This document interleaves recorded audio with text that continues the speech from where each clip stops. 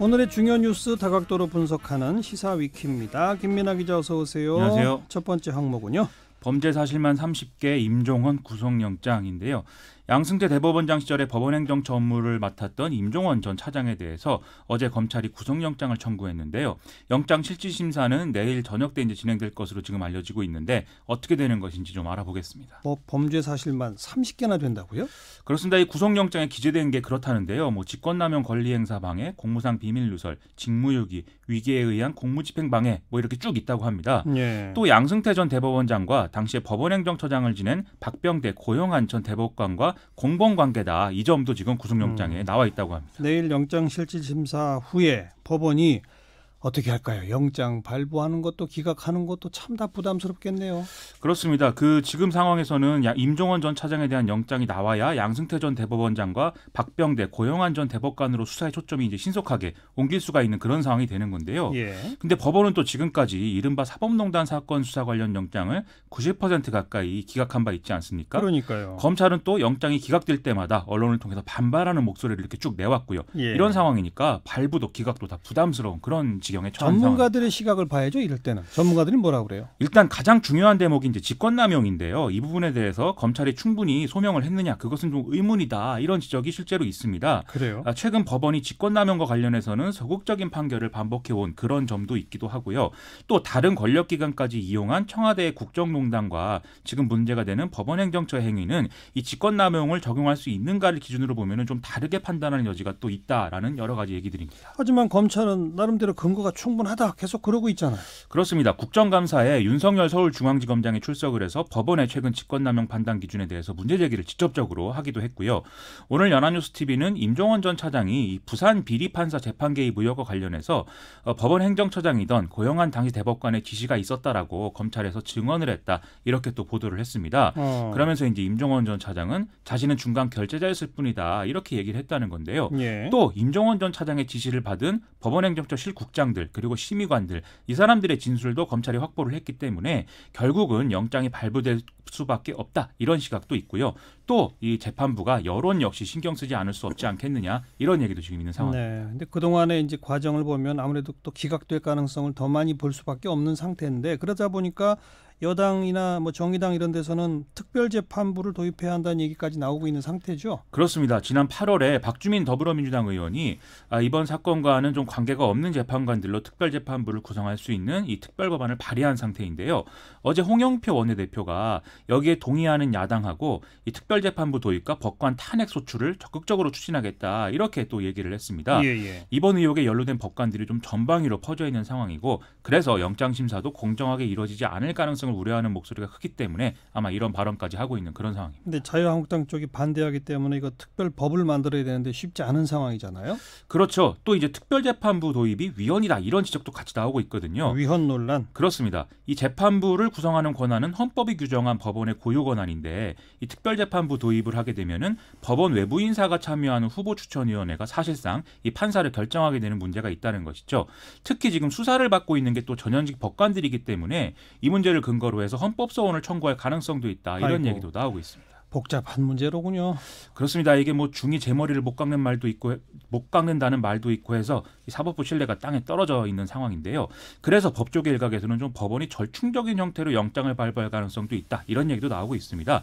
이 구속영장 자체는 발부를 하더라도 대부분의 혐의에 대해서는 소명이 좀 부족하다. 이렇게 얘기하는 방식도 가능하지 않겠느냐라는 건데요. 어쨌건 간에 내일 좀 두고 봐야 되는 문제일 것 같습니다. 글쎄요. 절충적인 게 가능할까요? 소명이 제대로 안 됐는데 구속영장을 발부한다? 그게 오히려 모순 아닌가요? 근데 이제 증거인멸의 우려라든지 도주의 우려 이런 사유가 들어지는 것이 이제 일반적이기 때문에 아마 이런 것까지 얘기할 정도로 지금 신뢰가 없는 상황이다 이렇게 봐야 될 것 같습니다. 두고 봅시다. 자, 시사위키 두 번째 항목은요. 이 주거 취약층 37만 가구인데요. 이 주거 취약의 심각성이 다시 한번 확인되는 실태조사 결과가 나왔는데요. 이게 좀 어떤 상황인지 대안은 무엇이 있는지 좀 짚어보겠습니다. 실태조사는 어디서 언제 한 겁니까? 이 통계청과 토지주택연구원, 한국도시연구소가 작년 5월부터 올해 6월까지 주택 이외에 거처에 이제 주거 실태 조사를 진행을 했고 오늘 결과를 공개를 한 것입니다. 이 비주택 중에 오피스텔을 제외하고 나머지에 거주하는 사람은 수도권에만 한 19만 가구, 지방 지방의 18만 가구, 합쳐서 37만 가구 정도로 추정이 되고 있는데요. 이들 중에 총 6,800여 가구를 대상으로 해서 면접 조사를 진행한 결과다라고 합니다. 그러니까 주택이 아닌 것 가운데 또 오피스텔을 뺀 나머지라면 어디를 말하는 거예요? 이 응답자 전체의 41%가 고시원에 거주하고 있다라고 답을 했고요. 고시원. 그렇습니다. 그다음에 일터의 일부 공간이나 다중이용업소, 즉 가게를 얘기하는 건데 네. 여기에 사는 사람이 한 39%, 그리고 숙박업소의 객실은 8.2%, 판잣집, 비닐하우스 이런 데는 1.8%라고 답을 했다고 합니다. 또 1인 기준 14제곱미터인 최저 주거 기준에 미달하는 가구 비율은 거의 절반인 49.2%에 달하는 상황이었다고 합니다. 네, 뭐 대부분 가난한 분들이겠죠. 그렇습니다. 응답자 중에 소득 하위 20% 가구의 비율이 40.7%였고요. 이 중에 또 지금 일을 하고 있다 이렇게 답한 비율은 거의 80%에 달했는데 월 평균 소득이 200만 원 미만이다라고 답한 비율이 또 51.3%를 넘었다고 합니다. 이들 중에 대부분은 또 1인 가구로 전체의 70%를 넘는 비율이었고요. 연령으로 보면은 60세 이상과 30세 미만에 좀 집중되어 있는 것으로 그렇게 나타났습니다. 이런 실태 조사는 알기 위해서 한 게 아니라 뭔가 대책을 세우기 위해서 할 텐데 정부 대책은 뭡니까? 일단 7년 만에 최저 주거 기준을 손보겠다 이렇게 얘기를 하고 있습니다. 최저 주거 기준은 이 취약계층의 주거복지 서비스의 기준이 되는 것인데요. 이 가구원 수별 최소 면적과 부엌 및 수세식 화장실 등의 어떤 필수 설비 기준 이런 것들이 명시되어 있는 그런 내용입니다. 그래서 지금 최저 주거 기준 미달 가구의 비율은 2006년에만 해도 16.6%였는데 작년에 이제 6% 아래로 떨어졌거든요. 근데 그만큼 주거복지 서비스 대상자의 폭이 줄어든 것이기 때문에 이걸 좀 현실화하자라는 얘기인 것이죠. 이게 현실화한다는 게 어떻게 한다는 거예요? 구체적인 개정 내용에 관해서는 내년 상반기에 좀 영역 결과가 나오면 이제 정한다고 하고요. 대체적인 내용은 가구원 수별 최소 면적 이걸 좀 넓히고 그다음에 일조량, 층간 소음 이런 좀 환경적 요소까지 더하는 방법들이 언급이 되고 있다고 합니다. 그건 어쨌든 최저 주거 기준에 대한 조정 문제고 그렇습니다. 그게 아니라 여기 못 미치는 데 사는 분들을 위한 진짜 대책 그건 뭐예요? 오늘 정부가 이제 취약계층 고령자 주거 지원 방안을 그래서 이제 같이 발표를 했는데요. 임대보증금을 분할 납부하거나 아예 보증금이 없는 형태의 공공임대주택을 도입하겠다 이런 얘기도 하고 있습니다. 네. 그래서 이건 내년 상반기에 LH공사 등의 일부 공공주택 사업자부터 시범 적용되는 그런 방안이라고 하고요. 또 고시원을 매입을 해서 양질의 1인용 소형주택으로 리모델링해서 이제 저소득 가구에 공급하는 방안 이런 것도 대책에 포함되어 있는데요. 예. 좀 종합적으로 촘촘한 주거복지 안전망을 만드는 종합대책들이 필요한 상황인 것 같습니다. 정부가 부동산 대책의 1번으로 꼽을 거는 무조건 저소득층에 대한 값싼 주택 공급 이겁니다. 맞습니다. 예. 그걸 좀 대폭 늘려야죠. 맞습니다. 자, 세 번째 항목은요. 방금 이제 주거 취약계층을 얘기를 했는데 회사 돈으로 200억대 개인 별장을 지은 사람이 있다고 해서 또 화제인데요. 이게 무슨 얘기인지 알아보시죠. 누구예요?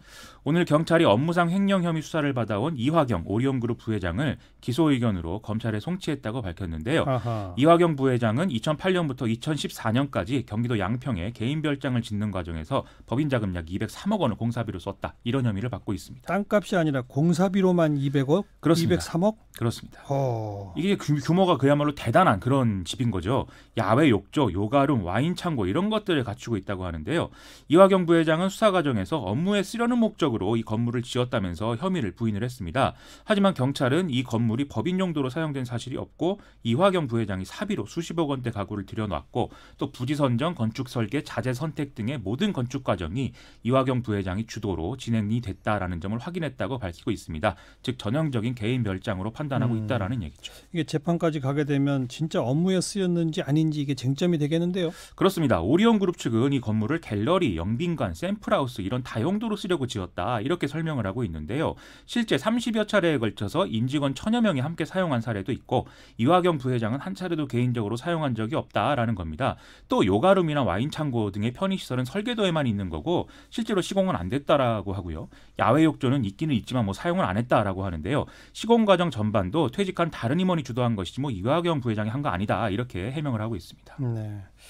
그 해명이 맞는지 아닌지는 아마도 검찰 수사 지나고 나서 재판 과정까지 가면 밝혀지겠죠. 그렇습니다. 수고하셨습니다. 고맙습니다. 김민아 기자였어요.